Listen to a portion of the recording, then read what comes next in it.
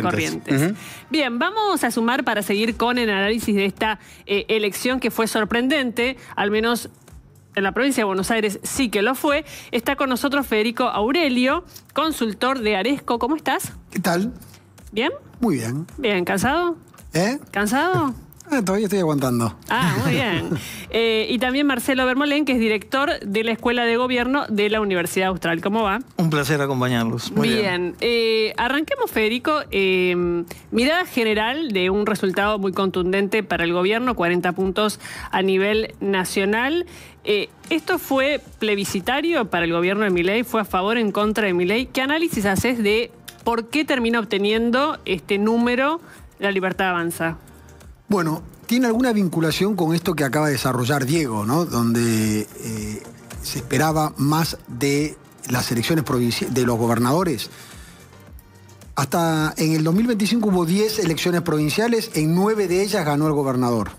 Entonces uno podía a priori decir, bueno, entonces van a ser buenas elecciones en sus provincias. En realidad en las encuestas ya se veía que iba a ser un desempeño bastante pobre, que se confirmó ayer, porque es lo que vos planteás. Los argentinos han aprendido a desdoblar su voto. Cuando están votando en elecciones provinciales piensan en acompañar o no al gobernador o acompañar o no al intendente, y cuando están votando en una elección nacional piensan en acompañar o no a Milei. Milei tuvo una caída de acompañamiento en su valoración y entre los que se consideran adherentes a Milei en el mes de agosto y septiembre. Él estaba en 50 puntos y había bajado a 40 y pico puntos. Con lo cual, él lo que hace es fidelizar muy bien todos los que lo acompañan. Obviamente todos aquellos que querían acompañar a Milei tenían una sola opción. Los que no querían acompañar a Milei tenían distintas opciones. Una elección menos polarizada que el 2023, en esto que ustedes planteaban. Si bien los espacios provinciales se esperaba más, sin embargo, en la elección de ayer, los dos principales espacios sacaron 72%, es decir, que hubo 28% que votó otros espacios, contando los provinciales, la izquierda, todo lo demás. En cambio, en el 2023... entre los tres principales espacios, Cambiemos, Peronismo y Libertad Avanza, votó el 91%. Es decir, que quedó solamente 9% afuera, ¿no? Con lo cual hubo menos polarización. Y lo que tuvo Libertad Avanza, el peronismo estuvo más o menos en línea con lo que se preveía.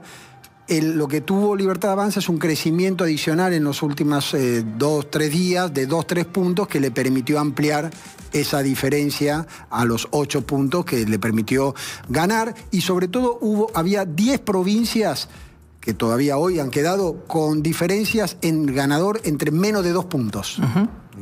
De ellas, varias las ganó Libertad Avanza y aparte tuvo la suerte de ganar sobre todo las que elegían senador, excepto Río Negro, que ustedes mencionaban, donde es la única donde cambió. Medio punto ganó, 2.000 votos de diferencia. Habrá que ver si el conteo definitivo mantiene la misma diferencia o no.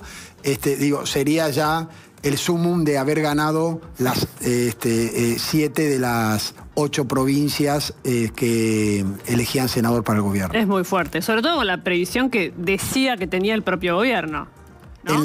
El propio gobierno, porque se preveía una elección, hablando de los apoyos legislativos, donde iba a necesitar el acuerdo no solamente del PRO y de los dialoguistas, y de Espacios Unidos, de Provincias Unidas. Claro. Bueno, con esta nueva realidad necesita, si vos sumás Libertad Avanza más PRO más los dialoguistas, le quedan solamente 4 diputados para llegar al quórum. Es decir, tiene 125, le faltarían 4 nada más, que seguramente el único lugar donde los puede sacar es de Provincias Unidas, porque el otro lado es peronistas y no dialoguistas.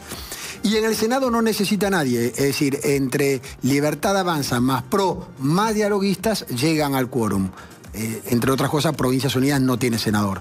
Con lo cual ha sido un muy buen desempeño legislativo y por supuesto que este crecimiento final que le permitió ganar, aún en las provincias que estaban peleadas, pintó todo el mapa de violeta. Marcelo, ustedes hicieron un estudio previo respecto de la asistencia, que terminó siendo lo que vaticinaban, que es del 66%. ¿Qué razones encontrás para este nivel de participación que, bueno, si uno lo compara, no sé si tenemos para ver una placa con las elecciones intermedias de otros años, viene decayendo cada 2 años, ahí está. Vemos 2013, 77, 2017, 77 un poquitito más abajo, 71 en el 2021, 66, 2025. En el 2017 fue 75, digamos, un poquito menos. Bien. Digamos. Así que la caída fue, digamos, pronunciada. Claro. ¿No? Bien. ¿Qué razones se encuentran detrás de esta caída? La caída en la participación se viene dando repetidamente, digamos, se viene degradando la participación de la ciudadanía. Sí. Me parece a mí que hay una manifestación, hay un mensaje de la ciudadanía que la política no está recogiendo, me parece a mí que no está tomando, no está entendiendo. Sí. Hay, me parece que cansancio, hay fastidio, hay hastío, desencanto, desconfianza, hartazgo, apatía, muchísimas cuestiones que uno podría mencionar que hacen que finalmente la gente desista de ir a votar. Y a mí me parece que no es menor el tema del ausentismo. Si nosotros miramos ayer, el 34% de los argentinos no fue a votar. Si a eso le sumamos los que votaron en blanco o los que anularon intencionadamente el voto, estamos en un rango muchísimo más alto. Estamos en un rango de un 40%. 4 de 10 argentinos no votaron a nadie. Estamos acá con la algarabía discutiendo cómo se distribuyó el poder, pero hay 40% de los argentinos que no votaron a nadie, ¿no? Y cuando uno extrapola, me parece bien disfrutar desde el lado del gobierno que el mapa se tiñó de violeta, pero ese 40% que tomó el gobierno sobre el 66% da un 27-28% del padrón. O sea que sigue ganando el partido del ausentismo, ¿no? O sea que hay que tener cuidado porque a medida que se degrada la participación también se pone en riesgo la legitimidad. Nadie dice que la legalidad no está. Digamos, el poder lo tienen, las bancas son legales, pero la legitimidad está en discusión, me parece a mí, ¿no? Por supuesto que hay un nodo de argentinos que nunca van a votar, es alrededor del 20%, pero que vayamos incrementando elección a elección. No es un fenómeno que se dio solo en el orden nacional. Como decía acá el colega, hubo 9 elecciones en distintas provincias. El porcentaje de participación en las elecciones provinciales fue del 59% en promedio, y hubo distritos como Chaco, Santa Fe o Ciudad de Buenos Aires que apenas llegaron al 50%. 1 de cada 2 electores habilitados a votar no fueron. Entonces me parece que hay un mensaje de la ciudadanía que me parece que ayer nadie atendió. El presidente le habló a los que lo votaron y a los que no lo votaron, pero no les habló a los que no votaron a nadie, ¿no? Me parece a mí. Entonces hay que tener cuidado porque la política no está recogiendo el guante de esta protesta, silenciosa, pero importante, y además esos electores en cualquier momento vuelven. O sea, en 2027 pueden definir la elección hacia un lado o hacia el otro, ¿no? Así que me parece importante que la política los tome en cuenta. Sí, no, me quedé pensando en países donde el voto no es obligatorio. Por ejemplo, Estados Unidos están acostumbrados a niveles de participación más, digamos, que rondan estos números, ¿no? Sí, y más bajos también. Más bajos también. Un 30 o 40% del electorado te define la elección. ¿Y no pasa con que los que no participan, que finalmente gente que no le interesa, que vive igual, digamos, que no es que un día se levanta y va a Plaza de Mayo a protestar? Digamos que quedaron como fuera de la discusión política y ya. Yo no creo que no tenga interés la gente, ¿eh? Yo creo que me parece que hay cansancio.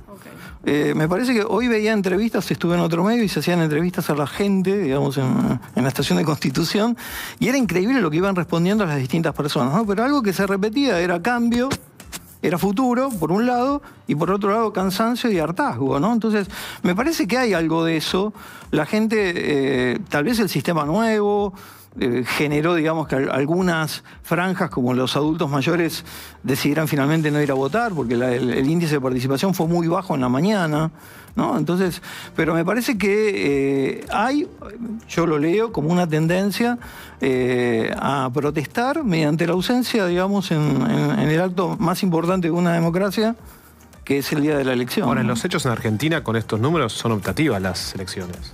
Dejaron de ser el problema es que la Argentina no tiene sanciones, ¿no? Yo suelo decir que la Argentina no tiene responsables, ¿no? Aquel que se equivoca en la función pública, aquel que administra mal, aquel que abusa del poder, no tiene sanción. Bueno, eso se replica, digamos, lamentablemente se derrama y la sociedad tampoco tiene la responsabilidad. Habría que sancionar correctamente. Si el voto es obligatorio, decidamos si es obligatorio o no, pongámoslo en discusión, pero si es obligatorio tiene que tener sanción, digamos, ¿no? Sí. De los votantes de la Libertad Avanza, ¿vos notás que hay un núcleo duro que verdaderamente apoya? No es que vota en contra del kirchnerismo, sino que vota por Milei porque lo sigue, le gusta su liderazgo, su impronta, porque le gusta lo que propone. ¿Existe eso y cuán grande es? Es 25%, que era la mitad de los que acompañaban a Milei cuando era 50% del acompañamiento, y ahora que es 40, tiene 25 de núcleo duro y 15 de núcleo blando, que lo acompañan porque están esperando, es decir, los denominamos los esperanzados, de que van a estar mejor, no valoran positivamente su situación, pero tienen confianza, le renovaron el crédito y el compás de espera para después de las elecciones, para esta segunda etapa de la gestión, en que realmente se cumplan sus expectativas de que van a estar mejor económicamente. ¿Y el núcleo duro, perdón, de Cristina existe o no? Tan fuerte. Bueno, ahora el del kirchnerismo te diría que estará más o menos alrededor de... El peronismo tiene un piso de 30 puntos todo junto. El kirchnerismo debe tener... el kirchnerismo en su conjunto, que ahora está encima todo dividido raro, ¿viste? Entre Kicillof y Cristina, pero digo, más o menos es la mitad a nivel nacional. 15 puntos. 15 puntos. Sí. Que en su momento eran 25, Bajó, claro. 35, 30, bueno, claro. Pero ya con Cristina fuera del poder se hablaba siempre de 25 puntos y que fue decayendo. Lo que pasa es que el peronismo no cayó tanto su peso, porque sigue teniendo 30 puntos, de hecho ayer sacó prácticamente su piso. Lo que pasa es que se redujo la incidencia del kirchnerismo dentro del peronismo. En la época donde gobernaba el kirchnerismo era el 70% del peronismo. Ahora, sobre todo en el interior del país, hay mucho más no kirchnerista que kirchnerista. El kirchnerismo predomina en provincia de Buenos Aires y ciudad de Buenos Aires. Por eso en el conjunto del país están parejos, pero con una tendencia donde fue declinando el kirchnerismo y aumentando el peronismo no kirchnerista. De ese 15% que le adjudicás a Libertad Avanza de votante blando que tiene el presidente Javier Milei, ¿cuánto crees que es un votante que va y le da nuevamente su voto de confianza a Milei porque le teme a alguna hipotética vuelta del kirchnerismo / peronismo? Mira, lo que nosotros observamos es que más que pensar en el voto negativo, lo que la gente le preocupó, y un poco dentro en este núcleo blando, y lo validó cuando el mismo Trump se manifestó en ese mismo sentido, es: nosotros no estamos bien, te dice ese núcleo blando. Inclusive algunos empiezan a tener dudas si con Milei van a estar mejor. Pero lo que no tenían dudas, este 15% que votó a Milei, es que pueden estar peor si a Milei no le iba bien. Que el mercado iba a reaccionar mal, que iba a subir el riesgo país, que el dólar se iba a desmadrar y que las acciones iban a caer. Muchos de ellos obviamente no se dedican a eso porque no llegan ni a fin de mes, pero saben que el contexto es mucho más complicado. Cuando encima de todo eso, no hacía falta que nos lo explicara Trump. Ahora, cuando encima de todo eso es validado con Trump, diciendo: y si a Milei no le va bien por su pedito del acompañamiento económico, bueno, por supuesto que eso también ayudó a que ese 15% que ya pensaba, ya tenía dudas que si le iba mal a Milei, por ahí se iba a complicar la situación macroeconómica, bueno, validó esa cuestión y ratificaron renovar su crédito a Milei para esta